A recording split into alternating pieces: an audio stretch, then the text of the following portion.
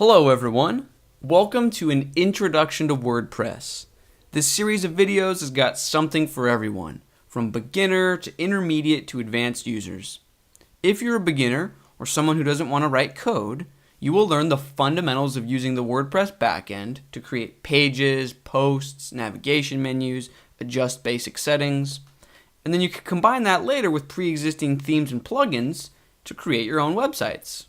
However, for our intermediate to advanced users, we're going to roll up our sleeves and learn how to create a theme from scratch, which means we're going to begin with 0 files, 0 lines of code, and we're going to write everything together so you can really learn how to bend WordPress to your will and get it to do whatever you need it to do.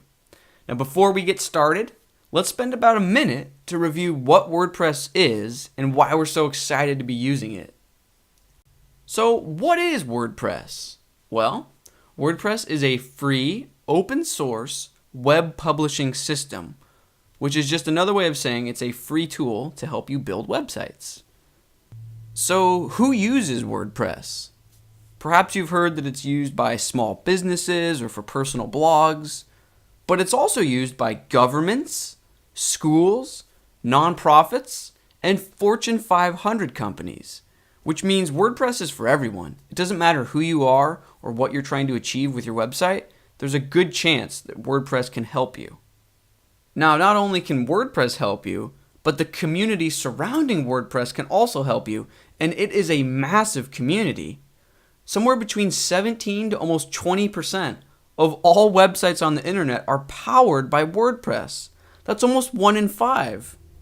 Now, I can explain later why that's an amazing statistic that we should all be excited about and that we all benefit from, but for now, just know that a lot of people use WordPress.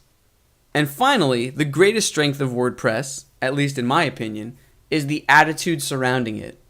There's a very can-do, self-empowered, helpful, let's keep things simple, but remember that we can achieve anything attitude attached to WordPress, and I absolutely love it. So in this series of videos, I want to share some of that love for WordPress with you and get you started. So let's dive right in. In front of you is the WordPress dashboard. You'll also hear this referred to as the WordPress admin or the WordPress backend. You can think of this as home base. This is where you administer your website. This is where you create posts and pages, so on and so forth. Now, it's important to point out that the general public, the people that view your website, cannot and will not see this backend or this dashboard. Only you, as the site owner or site content contributor, will see this. So if you imagine it's the year 1950 and we're running a newspaper, the general public doesn't see the printing press or the offices where your journalists work. They only see the front-facing newspaper. So in this case, the public only sees our website the way that we construct it, whereas this WordPress backend, this looks relatively the same for all WordPress websites, and it's where the content creators work to add content to the website and administer the website. And I think that'll make more sense here in just a moment. So for example, if we click Posts in the left-hand menu, we see a list of news post titles. So this one reads How to Assess Website Analytics. This one is titled Tutorial Demo Files Posted. And you can tell right away that this is not how a public-facing website would be laid out. This is not interesting or captivating in any way. This is only for the site owners and content contributors. So these are the existing posts on the website. So we can click on one if we want to begin to edit it.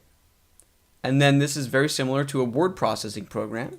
We can bold certain text, make it italic. We can add new text. And then when we're done, we can simply click this Update or Save button.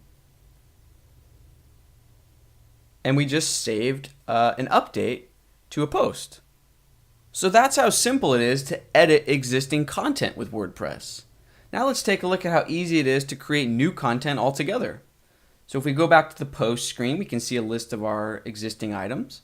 If we click this Add New button, we can simply provide a title, New Example Post, and then you just add in a bit of content in the body section. Add a bit of Latin dummy text. You can choose a category if you'd like. So we can choose between article or news, or we can even add a new category just for organizational purposes. Let's call this news. And then just click this blue publish button. And that's it. We just saved a new article and it would now show up on our front-facing website. And that's really the heart and soul of the WordPress backend. You can edit existing content and create new content. Now there are different types of content. So for example, we were dealing with posts. However, let's take a very quick look at pages. The best way to describe pages is to simply contrast them with posts, because the two are very similar, but there's a key difference. So let's say, for example, we ran a blog or a news-based website. Most of our content would live within posts because we want this constant stream of content flowing through our website. However, we still might have a few static pillars in our website, like an About Us page, or our history page, or a Contact Us page. Now, when I just used the word static to describe pages, that doesn't mean that they're locked in place or that you can't edit them. So for example, if we click on About Us, we can edit this page. We can make this text bold, we can add new paragraphs, and then click the update button. So the content isn't fixed in the sense that it can't be changed. It's a bit more subtle than that. What we really mean is that posts are usually displayed in reverse chronological order. So the newest posts are at the top if you think of a news website. But pages aren't really part of a stream or river of content. They're sort of independent, timeless in a way. And that's what we mean when we say fixed or static. But aside from that, you can see that pages and posts are nearly identical. You provide a title and then a bit of content. You can update and save them. Now, posts and pages are really the heart and soul of WordPress. So in a sense, you've already just learned how to use WordPress. It's that simple.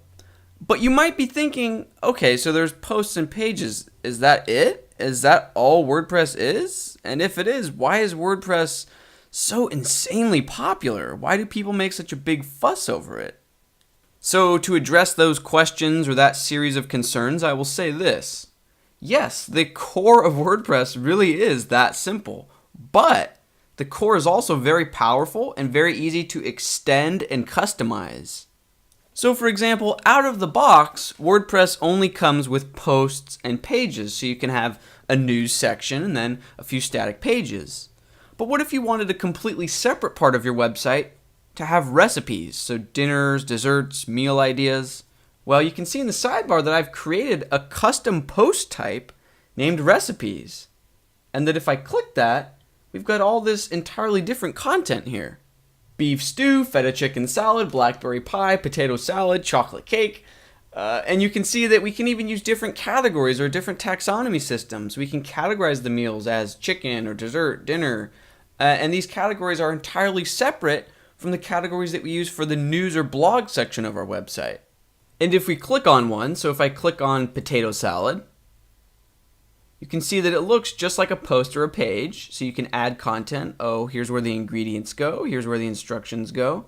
But it would be very easy to adjust some of the settings in WordPress so that when you're editing a recipe, there's also another field down here that says recipe rating, and you can choose between 1 to 5 stars. And then there could be another field called recommendation, and we would say whether we actually recommend this recipe or not.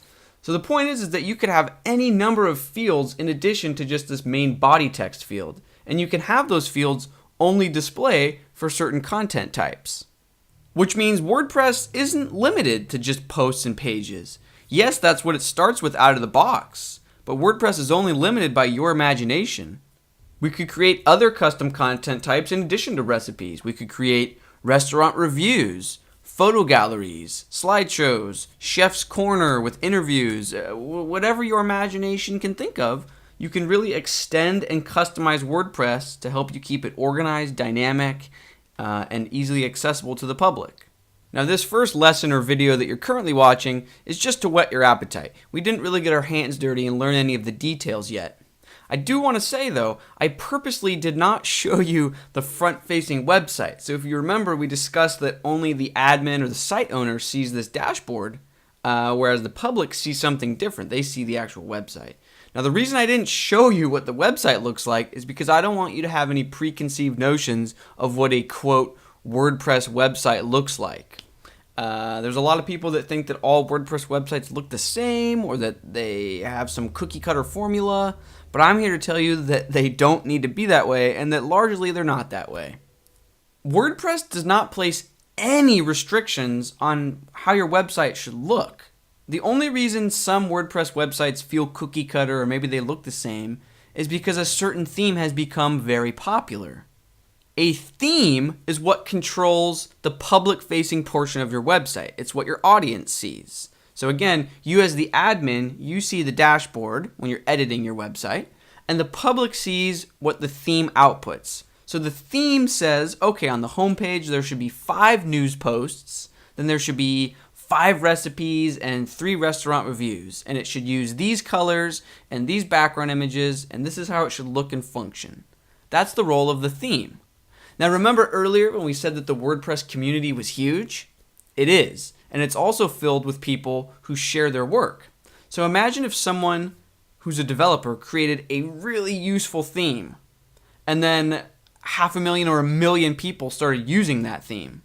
Well, at that point, you can start to understand why some people might say WordPress websites look cookie cutter, because they've seen thousands or even millions of websites using the exact same theme. But I'm here to remind you that it's up to each site owner to choose what their website looks like and how it functions. It's not WordPress's fault that certain themes become incredibly popular. And it's actually helpful to move beyond themes and look at WordPress as more of a tool. WordPress is really just a tool that stores information in a database for you, that makes that data easy to manipulate, easy to query, easy to present to the public, and you can leverage your own HTML, CSS, JavaScript, and PHP code to output whatever you want to output. Now, the beautiful part is that there's no right or wrong way to put together a WordPress website. If you want to use a free theme, you can. If you want to buy a premium theme, you can. If you want to design and craft and code your own theme from scratch, you can. There's no right or wrong way. And that's what makes WordPress so unbelievably amazing, is that it's this huge community of people all using the same platform, but they all use it in their own different way, and they share advice and resources and tips and tutorials. Now, this video series is basically just me sharing the info that I feel is the most useful. Now, whether you're a beginner or intermediate or advanced user, we're going to be looking at all of the different WordPress admin screens and settings. And we're also going to look at how these different WordPress modules tie into theme output. So whether you want to use a pre-existing theme or whether you want to code your own theme from absolute scratch, we're going to take a look at all of the factors at play. So thank you very much for watching this introductory video, and I'll see you in future lessons very soon. Thanks. Bye.